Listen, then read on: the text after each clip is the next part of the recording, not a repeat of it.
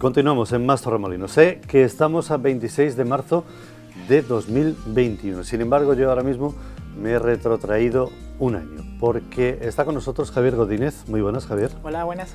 Javier Godínez es emprendedor social, es torremolinense, pero digo que me he retrotraído porque hace un año estábamos casi a diario hablando, Javier y yo, vía WhatsApp, porque él estaba viviendo una situación, todos estábamos viviendo una situación nueva, ¿verdad? Era cuando de repente estábamos confinados, de repente llegaba una pandemia, no sabíamos qué era, no sabíamos cómo enfrentarnos a ella, etcétera. Pero además a Javier, a lo mejor muchos de ustedes lo saben porque lo siguieron en aquel momento prácticamente en directo a través de los servicios informativos de esta casa, Javier estaba en Colombia y estaba atrapado y estaba aislado.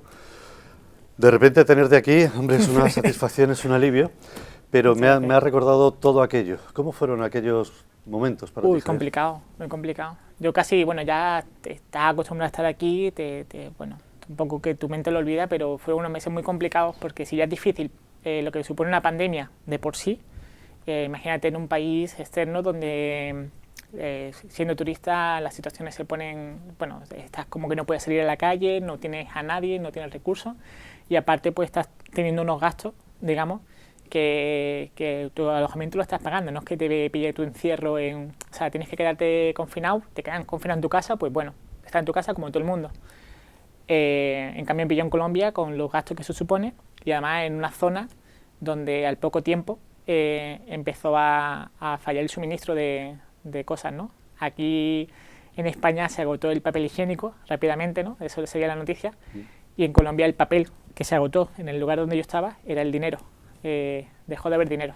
Los cajeros no había, o sea, yo estaba en un pueblo muy pequeño, un pueblo costero muy pequeño, donde había solamente un único cajero y por el riesgo que suponía el recargarlo, pues no había dinero. Entonces estuve como más de un mes sin manejar nada de efectivo en el alojamiento donde me estaba quedando, pues con una cuenta, diciendo al dueño, hombre, obviamente te voy a pagar, pero tengo que ir a la ciudad.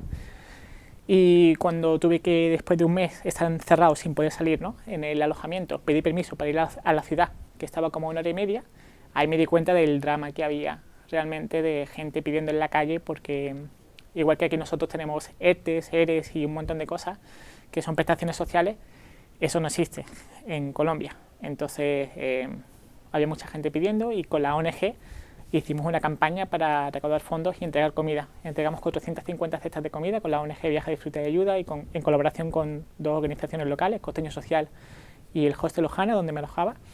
Y fue complicado, pero bueno, por lo menos me mantuve entretenido en esa parte hasta que, con la entrega de comida, hasta que también me tuve que de alguna forma entretener con el movimiento de atrapados en Colombia, porque lo que pasó en Colombia, a diferencia de otros países, es que en Colombia cerraron el espacio aéreo completamente.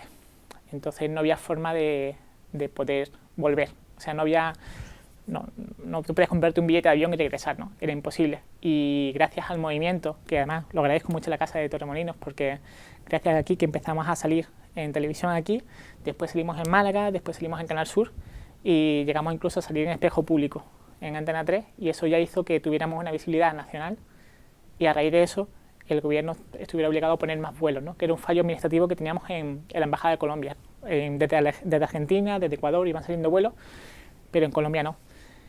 Y sí, fue bastante complejo. Yo estuve atrapado técnicamente 86 días, ¿no?, desde el 23 de marzo, que fue cuando se cerró el espacio aéreo, hasta el 16 de junio, que pude por fin regresar.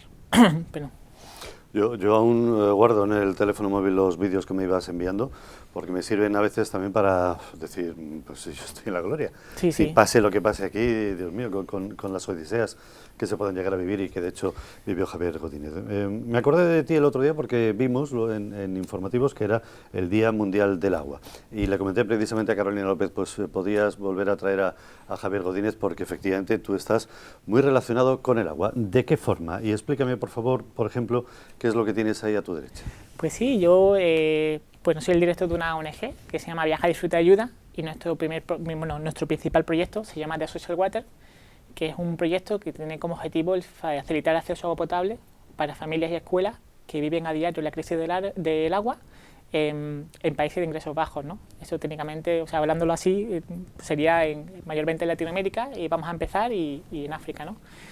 Son unos filtros, estos de aquí, que tienen la capacidad de eliminar el 99,9% de bacterias, impurezas y microplásticos que el agua pueda tener, haciendo que un agua de una fuente natural, como puede ser la lluvia, un pozo, un río, incluso un charco, te la puedas beber de forma segura. Y sí, lo del charco te lo comento literalmente porque tengo una anécdota que me pasó. Estaba en Tanzania, en África, y quería hacer la prueba del filtro y no encontraba otra agua, y agarré de un charco, y tenías que ver la gente cuando me veía filtrando el agua del charco, bebiéndola, y cómo salía, ¿no? No se lo creían. Me decían así como en plan ¿de dónde eres tú? De español. Eso es Europa, donde todo es posible, ¿no? Y bueno, sí, en cierto modo aquí, pues, como comentaban, ¿no? Incluso en una pandemia, todo el mundo estaba en su casa, y más o menos hemos estado bien, lo hemos salvado bien, teniendo en cuenta la realidad de muchos otros países, ¿no? Y bueno, el proyecto que tenemos, como comenta, se llama The Social Water, y lo que hacemos es poner a través de una tienda online, que es thesocialwater.org, diferentes tipos de productos, ¿vale? Este también es un filtro que tiene, además del filtro, la misma capacidad de tiene como una cápsula de carbón activado para mejorar el sabor del agua. Sabes que a veces el agua del grifo no la bebemos porque tiene un toque de un sabor, pues con este filtro mejora el sabor del agua incluso, por eso tiene un componente adicional. Y lo que hacemos es que el 100% de los beneficios con la venta de estos productos los empleamos para hacer que este filtro esté disponible en los países donde más se necesita. Esa es la función que tenemos con The Social Water. ¿Qué es lo que tiene eso para hacer esa magia? Que además me imagino la situación allí en Tanzania casi adorándote como un semidios, pues, o diciendo es un mago, ¿no? Sí, de hecho nosotros cuando entregamos filtros en la escuela hacemos eso con los niños, jugamos a hacer magia. Hacemos un juego de que tienen que traer agua, o sea, agarran tierra, la ponen en el balde, en el cubo donde tenemos el filtro, y sale el agua pues realmente turbia, y cuando pasa por el filtro es cristalina, ¿no? Entonces, sí, los magos del agua somos. O sea, les pedís a los niños que disfruten un rato primero, sí. Que se manchen, sí. Que se llenen de barro. Es muy divertido porque además son niños que están en comunidades rurales de que ahí no hay ningún extranjero. O sea, estoy hablando de comunidades donde no tienen ni señal del móvil. También ocurre que yo tengo un dron, ¿no? Y saco el dron a veces a grabar, y los niños se quedan mirando como en plan de ¿esto qué es, no? O sea, es bueno, como... eso me pasa a mí también, o sea Sí, no, pero fíjate, ahí son, sí, vamos, totalmente... Y sí, lo que hacemos es primero un juego con ellos para que también se sientan familiarizados, les damos un taller sobre hábitos saludables, les enseñamos la importancia del agua, y hablando técnicamente, lo que tiene este filtro son unas fibras, es como si fueran, imagínate, como si fueran muchos coladores, ¿vale? Y la porosidad es 0,1 micra, ¿vale? Entonces, todo lo que sea más grande de 0,1 micra queda retenido en el filtro. Entonces los parásitos, las bacterias que contagian, por ejemplo, la salmonela o el cólera, quedan en el filtro, y eso es lo que hace, ¿no? O sea, purifica al momento. Y tiene un montón de hilos, ¿vale? Muchos hilos, y lo que hace es que pase toda la sustancia, o sea, todo lo que viene siendo del agua, menos lo que esté disuelto, ¿vale? Pero los parásitos, por ejemplo, o las bacterias no se disuelven. Entonces, por ejemplo, el agua del mar, la sal, está disuelta en el agua, no lo filtraría. Claro. Pero todo lo que sean partículas sólidas o seres vivos, digamos, quedarían fuera del filtro. Ya sería, si encima fuera potabilizadora, ya sería para... No, bueno, potabilizadora es, pero no del agua del mar. ¿Vale? No es desaladora. No es desaladora, eso. Exacto. Y aquel, además, el más grande, tiene un filtro de carbono activo para que mejore el sabor del agua. Claro, porque estos están pensados para lugares donde no hay ni siquiera una cañería, ¿vale? O sea, lo que hacen las familias, además hacemos talleres para que ellos tengan sistemas de recolección de agua de lluvia, ¿vale? Se ponen unos conductos en la casa, en el techito, y van almacenando un poco el agua, y ese agua es el que se filtra, ¿vale? En nuestro caso, en Europa, pues tenemos cañerías. Hay que destacar que las cañerías que tenemos, pues, se hicieron en un momento con la tecnología que había en ese momento, pero nunca se previó que fueran a tener tanto uso, ¿no? Porque al final el volumen de número de personas, mira lo que nos pasa aquí en Torremolinos, en verano está todo, las depuradoras y todo no puede, ¿no? Entonces lo que hace es que cada vez tenemos que usar más químicos y más productos para purificar, o sea, para potabilizar el agua, y eso hace que tenga un sabor, ¿no? Y con esta botella elimina ese sabor. Este filtro, digamos, en composición sería un poquito más caro, pero en los destinos, digamos, donde realmente hace falta el agua por la crisis del agua, ¿no? Donde no tienen ellos el acceso por las condiciones en las que viven, estos son mucho más potentes, porque son más versátiles, lo puedes conectar a una fuente, pero en cambio, yo como viajero, llevo y con ese puedo ir donde quiera y no tengo problema. Creo que, no sé, llevo trabajando en el proyecto unos 3 años, pues hará 3 años y un poco más que no compro una botella de agua embotellada. O sea, no...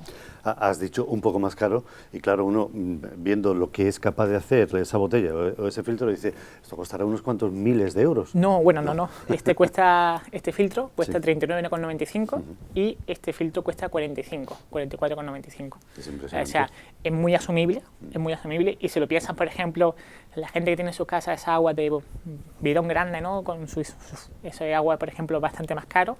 Y este agua es simplemente el agua del grifo, el mismo agua que tenemos, que además en Torremolinos tenemos un buen agua, puedes mejorar más la calidad y evitar el uso de agua embotellada, que también tiene un impacto en el medio ambiente horrible, ¿no?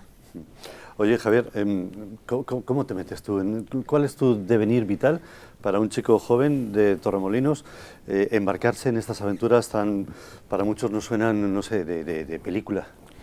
Pues bueno, yo soy de aquí, original del pueblo, me he criado aquí en Los Oroya, aquí al lado, aquí viven mis padres, pero yo me fui de Torremolinos relativamente pronto, me fui con 21 años y estuve viviendo en diferentes países. Estaba trabajando primero en una empresa de turismo, con esa empresa me fui a Mallorca a vivir y después estuve viviendo 5 años en Estados Unidos.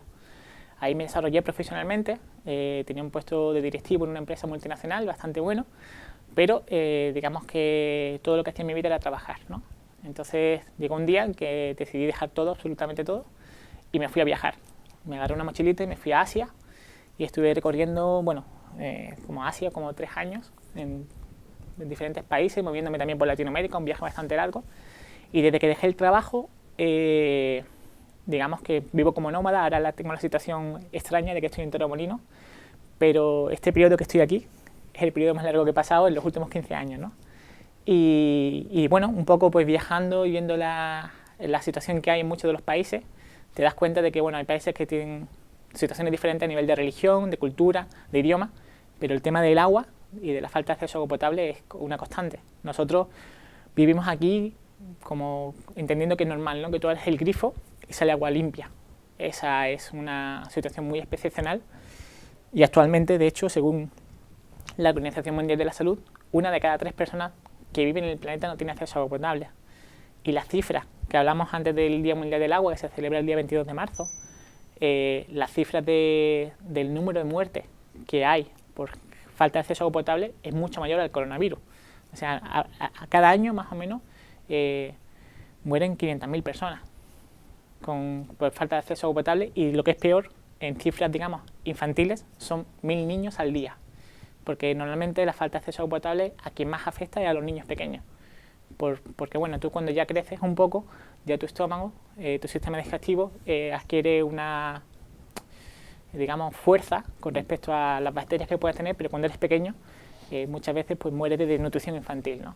O sea, bueno, no directamente de desnutrición infantil, pero la desnutrición infantil causa enfermedades diarreicas, que son la segunda causa de muerte en los países de ingresos bajos. Y aquí, por ejemplo, una enfermedad diarreica que han muerto de una diarrea o de una complicación. O sea, hace años que no tenemos eso.